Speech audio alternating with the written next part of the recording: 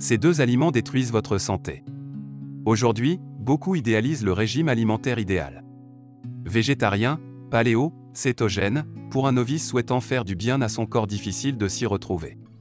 En fait, les principes de base sont assez simples.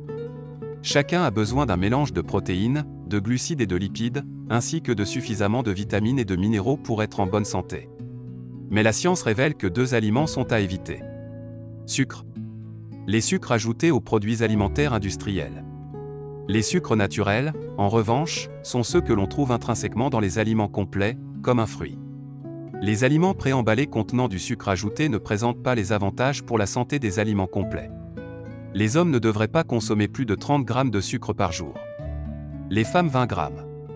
Les boissons sucrées contenant du sucre ajouté ou d'autres édulcorants, tels que le sirop de maïs à haute teneur en fructose, saccharose, concentré de jus de fruits, etc., peuvent très vite vous faire en consommer en excès.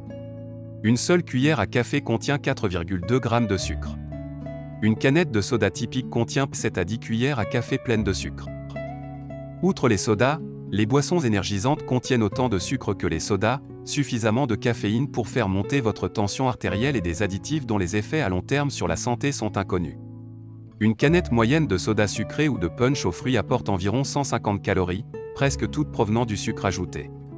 Si vous buviez une seule de ces boissons sucrées par jour, sans réduire les calories ailleurs, vous pourriez prendre jusqu'à 2,5 kg en un an. Au-delà de la prise de poids, la consommation régulière de sucre industriel peut augmenter le risque de diabète de type 2, de maladies cardiaques et d'autres maladies chroniques. En outre, une consommation plus élevée d'aliments sucrés a été associée à un risque accru de décès prématuré. Huile végétale. Si le sucre est mauvais, l'huile végétale l'est tout autant. D'ailleurs, de nombreux nutritionnistes considèrent que des produits comme les huiles de colza, de maïs, de coton, de palme, de soja, de tournesol, de cartame, de son de riz et de pépins de raisin sont bien pires que les produits sucrés. Les recherches suggèrent qu'elles pourraient en fait être beaucoup plus néfastes pour la santé cardiaque que les graisses animales.